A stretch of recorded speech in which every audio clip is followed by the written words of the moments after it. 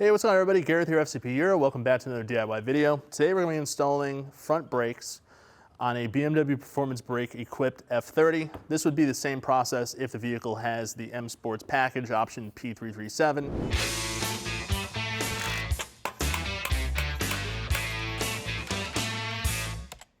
So basically this would apply to any F30 or actually any 2 Series for that matter, F22, F23, or even any 4 Series, F32, F33, F36 that has the Brembo style calipers.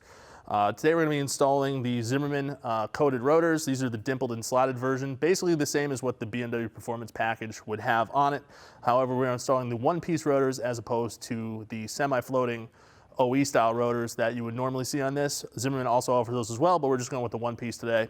Installing these TRW Ultra brake pads, which conveniently they give you these nice anti-rattle clips, which normally sell from BMW for about $23 a piece, at least at this time of filming. So the fact that those are included is really nice. And of course, throwing in a new pad wear sensor, which is what you need to do with every single BMW brake service.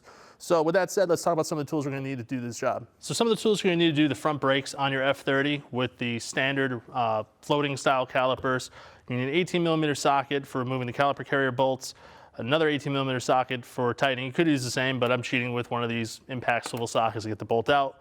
17mm lug nut socket or lug bolt socket, an 8mm Allen for the guide pin bolts, a 6mm Allen for the brake caliper set screw, a series of 3/8 ratchets, the most abused tool in the shop, the flathead screwdriver for prying, one of these caliper carrier hooks, torque wrench that could do 110 newton-meters of torque, and another torque wrench that could do within 30 newton-meters of torque. Also, super helpful to have a caliper compressor tool, makes it a lot simpler. Lights are always useful, and some of these electric impact tools, not necessary, but if you have them, super useful to have, and it makes the job a lot easier. So now we talked about the tools, let's go ahead and get into the job and see what's going to take to do it. So first off, like with any major repair, I want to make sure that the vehicle's off the ground, properly supported and safe.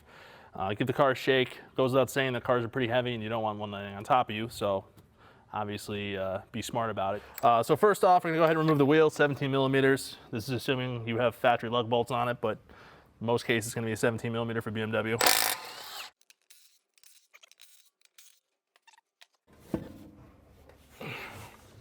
First and foremost, we're going to get rid of the set screw here, holding the brake rotor in place. That is a 6mm Allen, pretty traditional for BMW at this point. These are known to get stuck.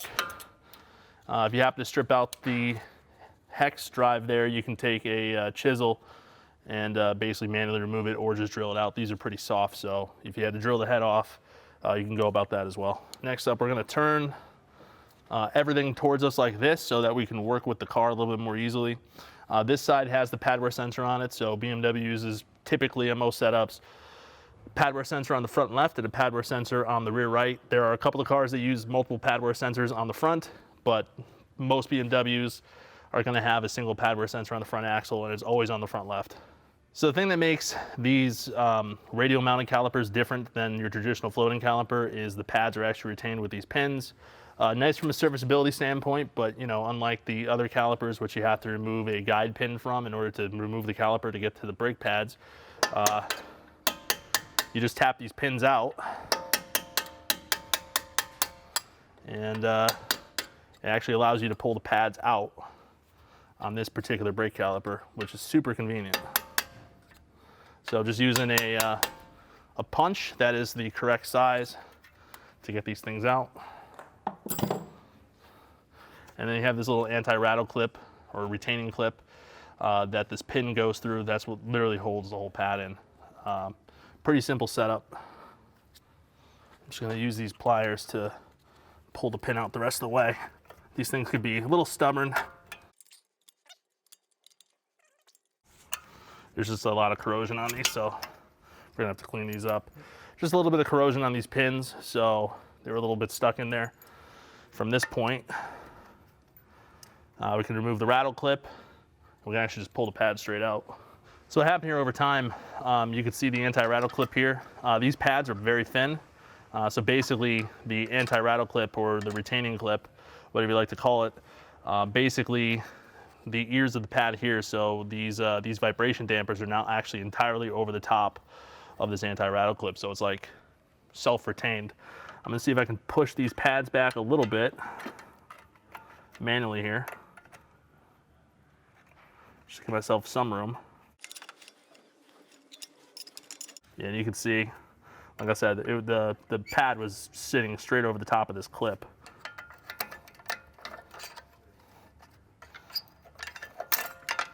There we go. This is our pad wear sensor. It's always on the inboard. And so now that that's off, I can actually just pull the pad straight out.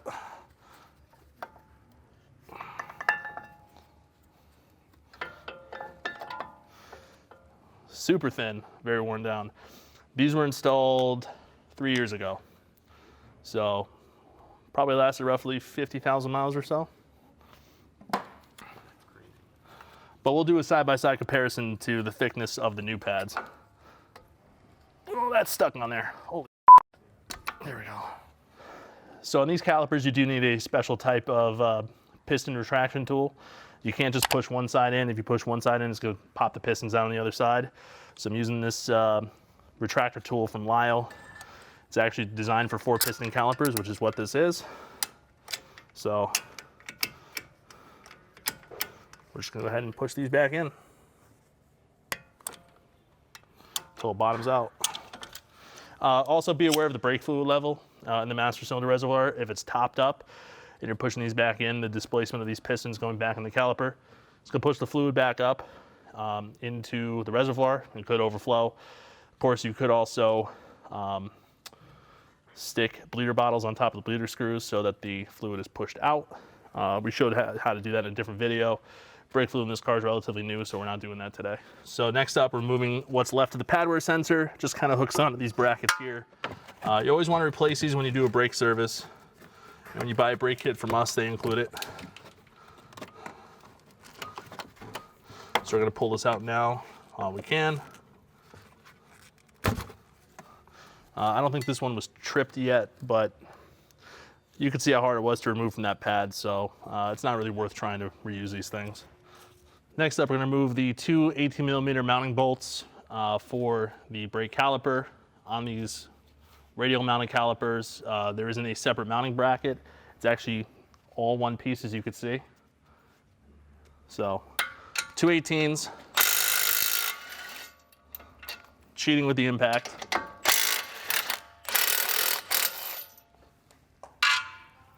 Also worth mentioning, these are aluminum calipers, so they are hilariously light, which is actually a nice change for once.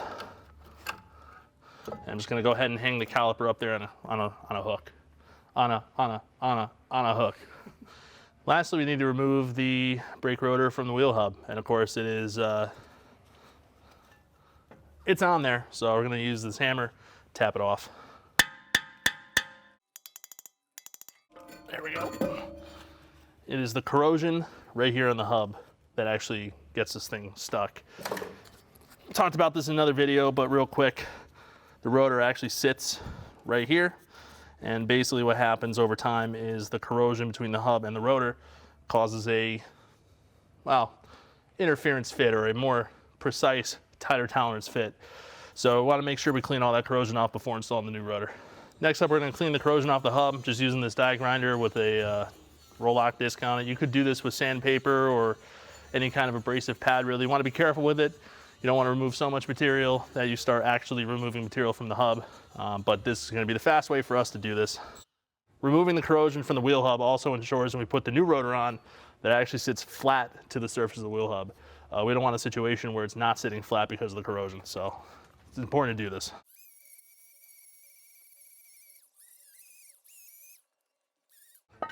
Here's our new front rotor. You might actually notice the design difference. Instead of it being a riveted on aluminum hub, kind of like what the factory rotor for this is like, Zimmerman offers this lower cost one-piece rotor, which is a decent alternative to the more expensive two-piece design, although Zimmerman also does offer that as well. This rotor is obviously going to be a little bit heavier because it's one piece.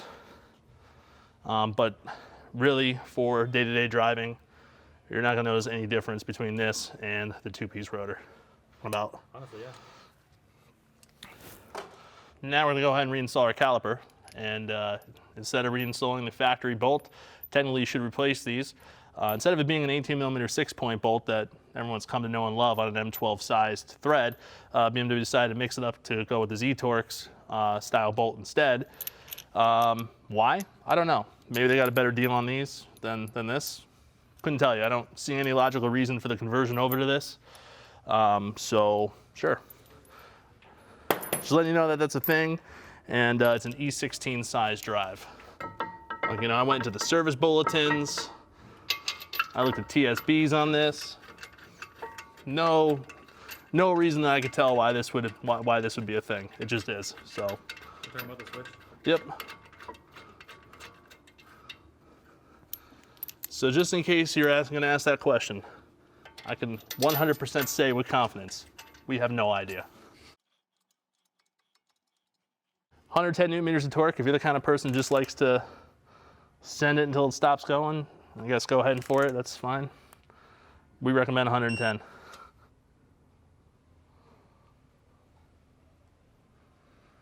Oh yeah, baby. So now we can go ahead and slap our new pads in.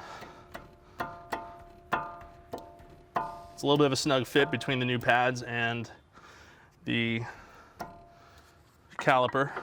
A little bit freer on that side. Just push the piston in a smidge, might have come out a little bit while I was resting. And I'm also gonna go ahead and install the new pad wear sensor. Just clicks into place. Doing that now. You could of course do it after the fact. It's not that big of a deal. If you forget about it, you could still slide it in after, but I'm gonna do it now. If you wanna buy new pins, you can, but really, these pins don't really wear all that much. They do get covered in corrosion, so we're gonna go ahead and use this little wire wheel here to clean it all off.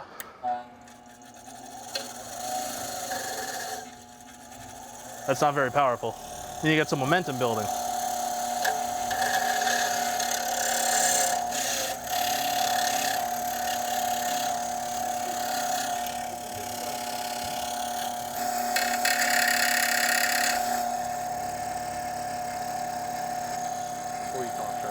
Yeah, so, you know, we could see a little bit of surface pitting on this pin, but no major problem there. The retaining clip here, basically the split clip, that's what holds the pin into the caliper. That's still in good shape.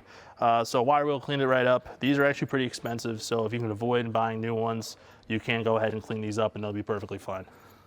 So this new clip, which we're installing, came with the TRW pads. This portion here, this whole thing acts as a spring, so you can see I can actually flex on it.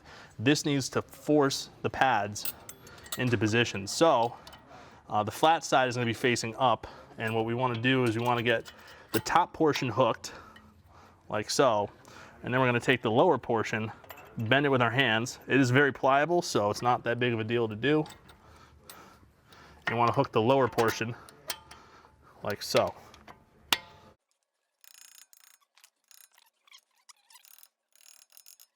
So basically what is slightly different about these calipers is the pad actually floats on these pins. So you can see this whole assembly can move back and forth, but when I pull up, the pads are locked in place from this retaining clip. So basically the pins in the retaining clip not only act as sliders for the pads, but they also act as a retaining mechanism for the brake pads as well. So when everything's installed properly, you should have some movement. The pad should be able to slide independently, top and bottom, like so. If it doesn't, it's probably because you still have corrosion on those. In terms of lubrication, I suppose you could use a little bit of brake lube here on those pins, but I don't really recommend doing that only because this whole area is open, and that's going to attract a lot of dust and debris. Also, did not use any lubrication on the pads themselves because they have that stainless steel shim on the back, so should be no need for any of that on this particular setup. And lastly, we need to fish our pad wear sensor back into place. So what I'm gonna do is I'm gonna route it over the top of the brake hose here. We have our first retaining clip here. Second retaining clip is here. And so this just pushes into place. And then it comes up here into this electrical box.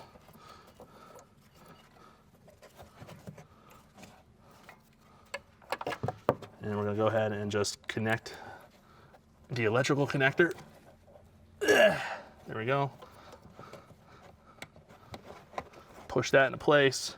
And then we have our last mounting tab up here, and we're done. Go ahead and slide the door back on, make sure that hooks into place, and that's what it looks like when it's all said and done.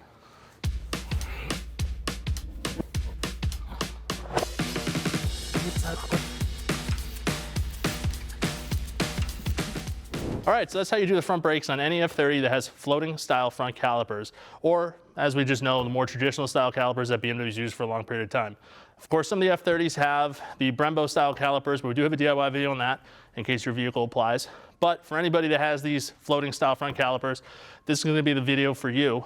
So I hope you learned something. If you have any questions or comments, leave in the comment box below. Hit that like button if you like this video. Also hit subscribe, lots more videos on the way. And as always, we'll see you for the next one. Thank you for watching.